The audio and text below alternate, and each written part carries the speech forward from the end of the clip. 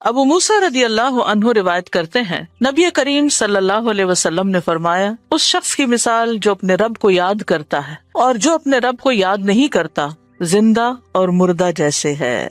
تو ذکر کو زندگی سے تشبیہ دی گئی ہے، یعنی جس طرح انسان زندگی کے ساتھ خوبصورت ہوتا ہے، یعنی اس کا ظاہر خوبصورت ہوتا ہے جب زندہ ہوتا ہے، جب مر جاتا ہے تو آپ دیکھیں میت کیسی لگتی ہے، تو اسی طرح ذکر کے ساتھ انسان کا باطن روشن ہوتا ہے اور خوبصورت ہوتا ہے۔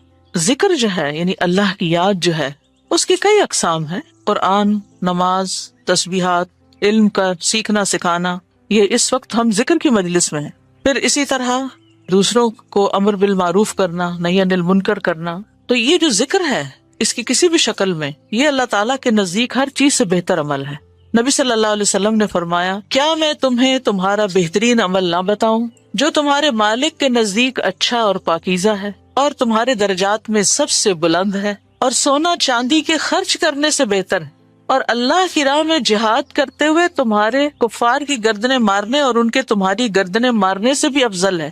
صحابہ نے عرض کیا، کیوں نہیں؟ آپ نے فرمایا، اللہ تعالیٰ کا ذکر، چاہے آپ نماز میں کر رہے ہیں، نوافل میں کر رہے ہیں، تلاوت قرآن کے ذریعے کر رہے ہیں، تعلیم قرآن کے ذریعے کر رہے ہیں، تسبیحات کے ذریعے کر رہے ہیں، درود شریف پڑھ رہے ہیں، کسی بھی طرح کھڑے، بیٹھے، لیٹے، چلتے پھرتے، فارمل وے میں، انفارمل وے میں، اونچے یعنی جہرن اور سرن، جس شکل میں بھی آپ اللہ کو یاد کرتے ہیں، تو اس کی اتنی زیادہ فضیلت ہے، بہت افضل عمل ہے۔ اور اس کے برعکس کیا ہوتا ہے؟ اللہ تعالیٰ سے غافل ہو جانا، بھول جانا، اور وہ عموماً کب ہوتا ہے؟ جب ہم دنیا میں خوب محو ہو جاتے ہیں۔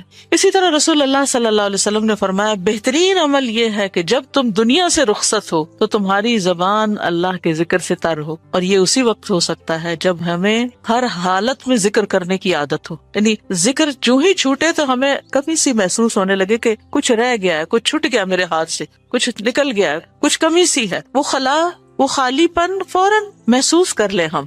ذکر کرنے والے سب سے آگے آگے ہوں گے۔ رسول اللہ صلی اللہ علیہ وسلم نے فرمایا، مفردون سبقت لے گئے۔ صحابہ نے پوچھا، اللہ کے رسول مفردون کون ہے؟ آپ نے فرمایا، اللہ کا بہت ذکر کرنے والے مرد اور ذکر کرنے والی عورتیں۔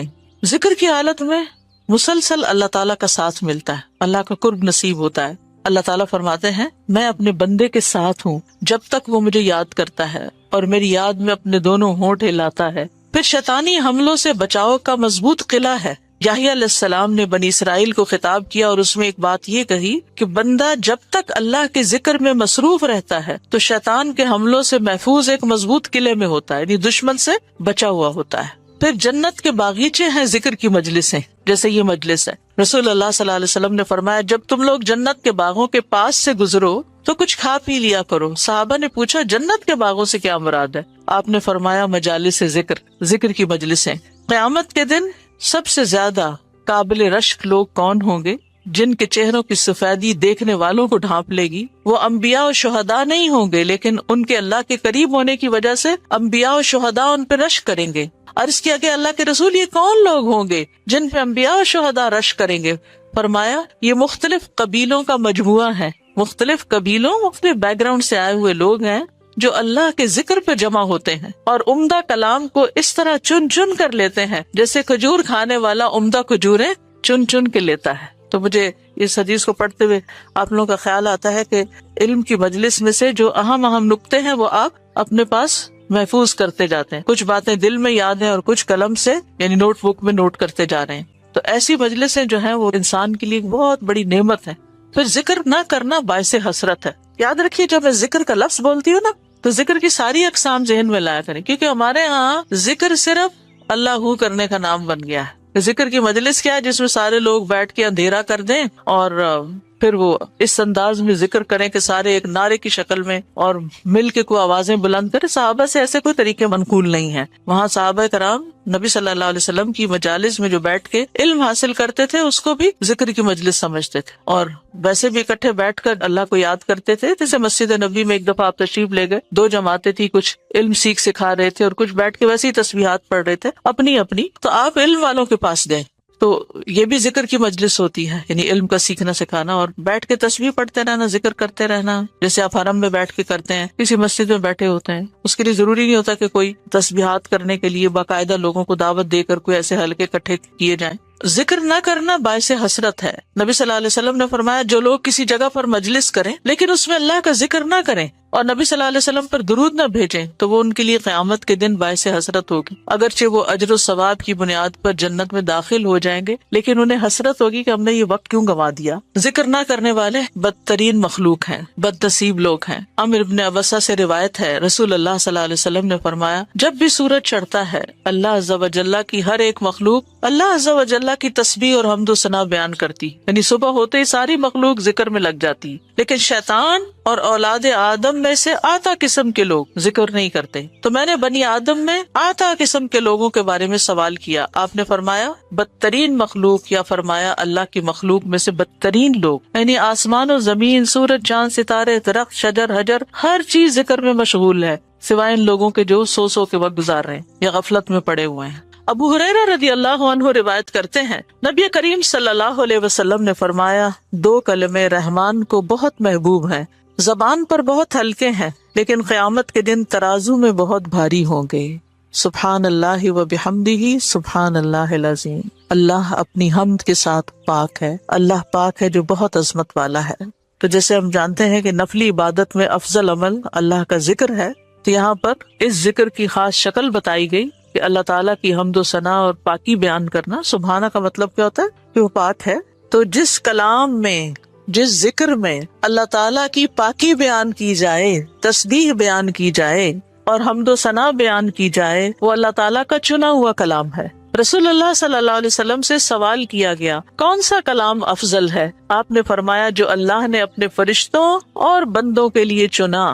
کیا فرمایا؟ جو اللہ نے اپنے فرشتوں اور اپنے بندوں کے لیے چنا. سبحان اللہ و بحمدہ. ٹھیک ہے، سبحان اللہ و بحمدہ. یہ تمام مخلوق کی نماز ہے، تمام مخلوق کی نماز ہے. نوح علیہ السلام کی وفات کا وقت جب آیا تو انہوں نے اپنے بیٹے سے فرمایا کہ میں تمہیں ایک وصیت کر رہا ہوں، دو باتوں کو کرنے کا حکم دیتا ہوں، دو باتوں سے روکتا ہوں. اور دو کرنے کے جو کام بتائے اس میں سے ایک لا الہ الا اللہ کا اقرار، کہ اگر ساتوں آسمان اور ساتوں زمینوں کو ترازو کے ایک پلڑے میں رکھ دیا جائے اور لا الہ الا اللہ کو دوسرے پلڑے میں، تو لا الہ الا اللہ والا پلڑا جھک جائے گا. اور اگر ساتوں آسمان اور ساتوں زمینیں ایک بند کڑے کی شکل اختیار کر لیں تو لا الہ الا اللہ اس کو بھی توڑ دے گا. اتنی طاقت ہے اس کلام کے اندر. اور دوسرا یہ کہ سبحان اللہ و بحمدہ کا ورد کرتے رہنا، کیونکہ یہ ہر چیز کی نماز ہے اور اس کے ذریعے مخلوق کو رزق ملتا ہے.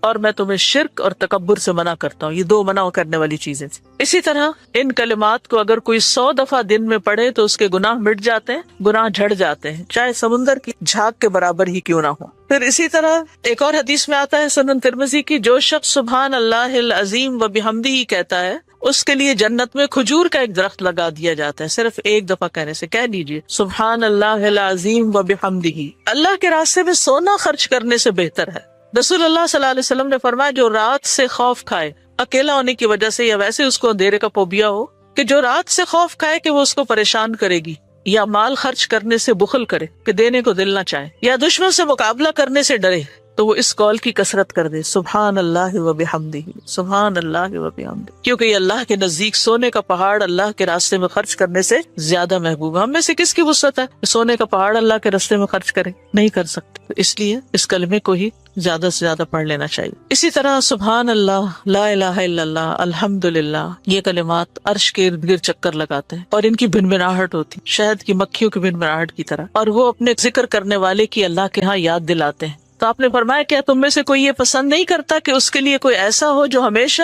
اللہ کے ہاں اس کی یاد دلائی جاتے رہے؟ یعنی کوئی ایسا طریقہ ہو کہ ہمیشہ عرش کے ارد گرد آپ کا ذکر ہوتا رہے. قیامت کے دن بھی انسان کا بچاؤ کریں گے، یعنی جہنم سے بچانے کے لیے سبحان اللہ والحمد للہ ولا الہ الا اللہ واللہ اکبر. پھر اہل جنت کا ذکر کیا ہوگا؟ ان کے سانس کے ساتھ ان کو تسبیح و تحمید سکھا دی جائے گی کہ بولنا بھی نہیں پڑے گا، سانس لیں گے اور سانس کے ساتھ اللہ کا ذکر جاری ہو جائے گا. یہ جو احادیثوں نے بیان کی، یہ آپ کے پاس کارڈ ہونا چاہیے تسبیحات کی فضیلت والا، اس میں لکھی ہوئی ہیں، دوسروں کے ساتھ بھی شیئر کریں. اور خاص طور پہ بچوں کو ذکر کرنا سکھائیں. ان کے اندر بھی ایک کامنس آتی ہے، ایک سکینت آتی ہے. ہم بعض اوقات یہ سوچتے ہیں یہ تو بچے ہی ہیں، ابتدائی عمر سے، چھوٹی عمر سے کہ چلو یہ پڑھو، انگلیوں پہ گنتے ہیں، اچھا تم نے کتنی دفعہ پڑھ لی، کتنے جنت میں درخت لگائے، تو آہستہ آہستہ ان کو عادت ہو جاتی ہے. پھر ذکر کیا قسم اللہ کے نام پڑھنا، اللہ کے نام یاد کرنا۔ عن ابی ہریرہ ان رسول اللہ صلی اللہ علیہ وسلم قال ان للہ 99 اسما 100 الا واحدا من احصاها دخل الجنہ۔ کتاب التوحید۔ ابو ہریرہ رضی اللہ عنہ سے روایت ہے کہ رسول اللہ صلی اللہ علیہ وسلم نے فرمایا، بے شک اللہ کے 99 نام ہیں، 99، ایک کم 100۔ جو شخص ان سب کو محفوظ رکھے گا، یاد کر لے گا، وہ جنت میں داخل ہوگا۔ من احصاہا، تو احصاء سے مراد ان کو گننا، ان کے معنی پہچاننا، ان کے تقاضے کے مطابق عمل کرنا۔ خالی لکھ کے یا جمع کر کے یاد کر لیا جائے اور مطلب ہی نہ پتا ہو اور اس کے مطابق عمل نہ ہو تو پھر یہ وعدہ نہیں پورا ہوتا۔ احصاء میں ہر چیز کا جمع ہو جانا ہے، یعنی اللہ تعالیٰ کے ناموں کی حدود کی حفاظت کرنا، ان کو پہچاننا، ان کا معنی جاننا، ان کی فضیلت جاننا، کہاں پڑھنا ہے۔ امام ابن قیم کہتے ہیں کہ اللہ کے اسماء کو گن کر محفوظ کرنے کے کچھ مراتب ہیں۔ بندہ جب ان ناموں کو یاد کر لیتا ہے تو وہ جنت میں داخل ہو جاتا ہے، اور یہی اس کی سعادت اور نجات اور فلاح کا مرکز ہے۔ وہ کہتے ہیں پہلا مرتبہ ان کے الفاظ کو گننا اور شمار کرنا، دوسرا مرتبہ ان کے معنی اور مدلول کو سمجھنا، تیسرا مرتبہ ان کے ساتھ دعا مانگنا۔ قرآن میں آتا نا وَلِلَّهِ الْأَسْمَاءُ الْحُسْنَى فَادْعُوهُ بِهَا، اور اللہ ہی کے لیے ہیں اچھے اچھے نام، بس تم اس کو ان کے ساتھ پکارو، اللہ کے نام لے کے، جیسے یا حی یا قیوم، یا اللہ، یا رب، یا رحمان، یا رحیم، یا کریم، یا ذی الجلال والاکرام، اور باقی بھی اسی طرح۔ پھر ہے دعا مانگنے کے 2 مرتبے ہیں۔ نمبر 1 دعاء العبادہ، یعنی اللہ کی تعریف ان ناموں کے ساتھ کرنا، ہمارا رب رحیم ہے، کریم ہے، تو یہ تعریف عبادت کی دعا ہوتی ہے، دعاء العبادہ کہتے ہیں اس کو۔ اور دوسرا ہے دعاء المسئلہ، طلب اور مانگنے کی دعا، کہ ان ناموں کے ساتھ پکار کے اللہ کو پھر سوال کرنا۔ اور اسماء حسنہ کے ساتھ، یہ نہیں کہ اپنی طرف سے اللہ تعالیٰ کا کوئی نام بنا کے اور پھر اس سے دعا کرنا، یا موجود، یا ذات، یا شیء، اس طرح کی باتیں نہیں، بلکہ اللہ کے جو پراپر نام قرآن و سنت سے ثابت ہیں ان کے ساتھ دعا مانگنا۔ تو یاد رکھیے کہ اللہ کی پہچان یہ علم کا پہلا مرتبہ ہے۔ سب سے پہلے جس کو جاننا چاہیے، جس کے بارے میں ہمیں معلوم ہونا چاہیے کہ وہ کون ہے، وہ اللہ رب العزت ہے۔ فَاعْلَمْ أَنَّهُ لَا إِلَهَ إِلَّا هُوَ، جان لو کہ اللہ کے سوا کوئی الہ نہیں۔ یہ علم ہر ایک پر فرض ہے کہ ہمارا خالق کون ہے، ہمارا مالک کون ہے، ہمارا رازق کون ہے، ہمارا معبود کون ہے، ہماری مشکل کشا کون ہے، ہمارا حاجت روا کون ہے، اور جو بھی اللہ تعالیٰ کے باقی نام ہے، پہچان ہے۔ یہ علم تمام علوم سے افضل ہے، کیونکہ جب ایک انسان، کوئی بچہ، بوڑھا، جوان اللہ تعالیٰ کو جان لیتا ہے نا، تب ہی اس کی زندگی درست ہوتی، تب ہی اس کو واقعی ہدایت ملتی، تبھی وہ اللہ کے لیے سب کچھ کرتا ہے، تبھی اس کے اندر تقویٰ پیدا ہوتا ہے، تبھی وہ حلال حرام کی تمیز کرتا ہے، کیونکہ یہ سب کچھ کرنا اس کے لیے اللہ نے اپنی عبادت کے لیے پیدا کیا۔ اور اگر ہم اللہ ہی کو نہیں پہچانتے تو عبادت کس کی کر رہے ہیں؟ پہلا کام اللہ کی پہچان ہے، اللہ کی معرفت، خود بھی اور اپنی آل اولاد کو بھی اور اپنے آس پاس کے لوگوں کو۔ اور اللہ کی پہچان کے لیے اللہ کے ناموں کا علم حاصل کرنا ضروری ہے۔ پھر اس سے ایمان میں بھی اضافہ ہوتا ہے، جتنا جتنا آپ اللہ کو زیادہ جانتے چلے جاتے ہیں اتنا اتنا آپ کا ایمان بڑھتا ہے۔ اسی لیے اس کو اشرف العلوم کہا گیا ہے کہ تمام علوم کا سردار ہے یہ۔ پھر اسی طرح اللہ تعالیٰ کے ناموں کو پڑھنے، یاد کرنے، جاننے، سمجھنے کے بارے میں کچھ اصول و قواعد ہیں۔ اس میں پہلی بات یہ ہے کہ اللہ کے تمام نام توقیفی ہیں، اس میں عقل کی کوئی گنجائش نہیں، یعنی بذریعہ وحی معلوم ہوئے۔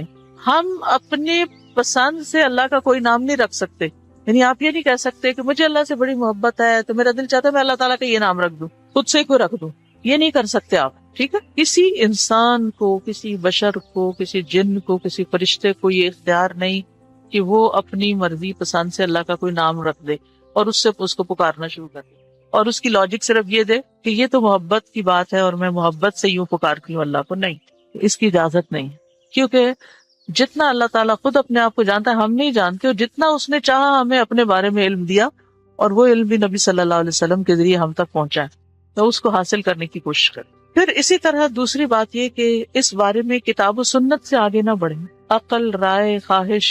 امام احمد کہتے ہیں اللہ کی صفت نہیں بیان کی جائے گی مگر وہی جو خود اس نے اپنی ذات کی بیان فرمائی ہے یا رسول اللہ صلی اللہ علیہ وسلم نے بیان کی۔ ہم قرآن و سنت سے آگے نہیں بڑھیں گے، خود یا کسی عالم یا کسی اور انسان کے بتائے ہوئے نام کے مطابق نہیں کام کریں۔ پھر اگلی بات یہ کہ اللہ کے ناموں میں الحاد سے بچنا چاہیے۔ الحاد سے، الحاد کا مطلب کیا ہے؟ سیدھے رستے سے ہٹ جانا۔ لحد ہوتی ہے نا وہ قبر جو بغلی قبر ہوتی، نیچے گڑھا کھودتے کھودتے سائڈ پہ قبر کھودنا شروع کر دینا.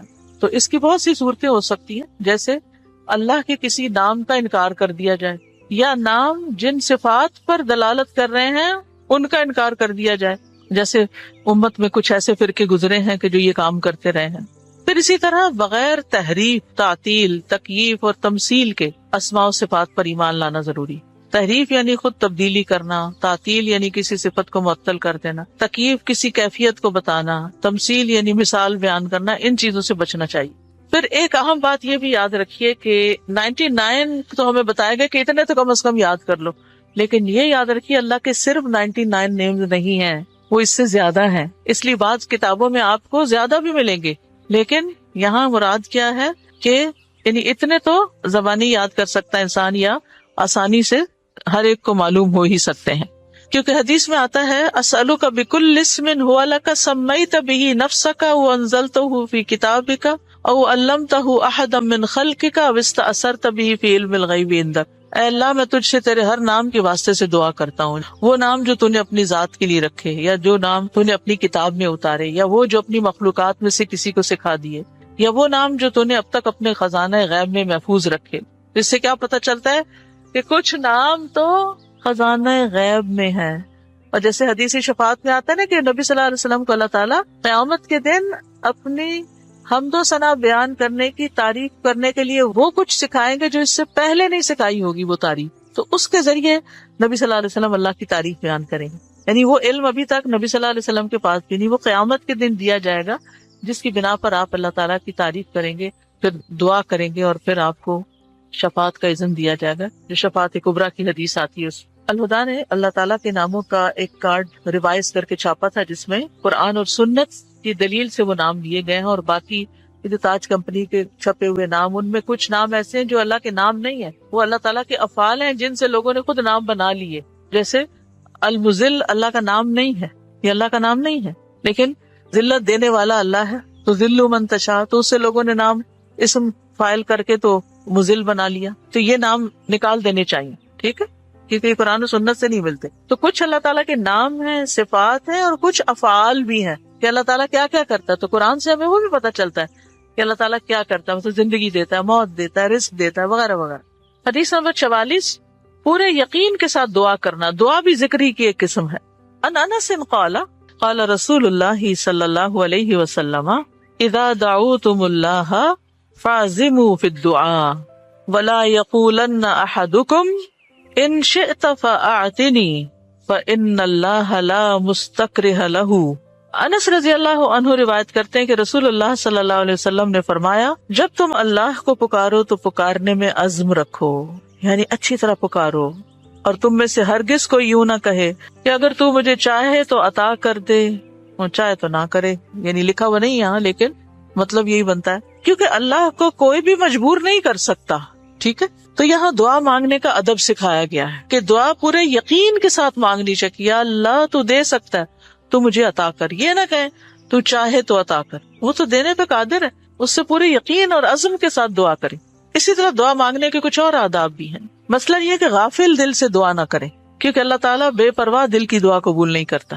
پھر یقین سے دعا کریں کہ قبولیت کا یقین ہو کہ نہیں اللہ تعالیٰ سنتا ہے. یہ نہیں پتہ نہیں سنے گا کہ نہیں، بہت مانگی ہے ابھی تک تو ہماری بات نہیں مانی گئی، پتہ نہیں آگے کیا ہوگا، میری تو سنتا ہی نہیں. نعوذ باللہ، ایسی باتیں نہیں کرنی چاہیے. آپ اللہ آپ کے تو بس میں ہے سب کچھ، آپ تو سب کچھ کر سکتے ہیں. پھر اسی طرح بغیر ہچکچاہٹ کے رب سے دعا کرنی چاہیے. کس سے؟ بغیر ہچکچاہٹ کے، پورے یقین سے. نبی صلی اللہ علیہ وسلم نے فرمایا، جب تم میں سے کوئی آدمی اللہ کے سامنے اپنی خواہش کا اظہار کرے تو وہ زیادہ سے زیادہ مانگے، کیونکہ وہ اپنے رب سے مانگ رہا ہوتا ہے عز و جل سے، وہ سب کچھ کر سکتا ہے. پھر خشوع و خضوع اور عاجزی سے مانگے. ادعوا ربکم تضرعا وخفیا انہ لا يحب المعتدین. پھر گریا و زاری، رو دھو کے مانگے. آپ دیکھیں کس طرح بچے جب انہیں کوئی چیز چاہیے ہوتی ہے تو بلا وجہ بھی رونا شروع کر دیتے ہیں. تکرار اور اصرار سے دعا کریں. نبی صلی اللہ علیہ وسلم بعض اوقات 3 بار ایک دعا دہراتے تھے. آپ نے فرمایا جس شخص نے 3 بار اللہ سے جنت مانگی تو جنت کہتی ہے اللہ اسے جنت میں داخل کر دے، اور جو شخص 3 مرتبہ آگ سے پناہ مانگے تو دوزخ کہتی ہے اللہ اس کو آگ سے پناہ دے دے. پھر دعا میں جلد بازی نہ کرے. تو بندہ جب تک جلد بازی نہ کرے دعا قبول کی جاتی رہتی ہے. یعنی جلد بازی کیا ہے کہ مایوس ہو کے انسان تھک جائے اور دعا مانگنا چھوڑ دے، یہ نہیں ہونا چاہیے.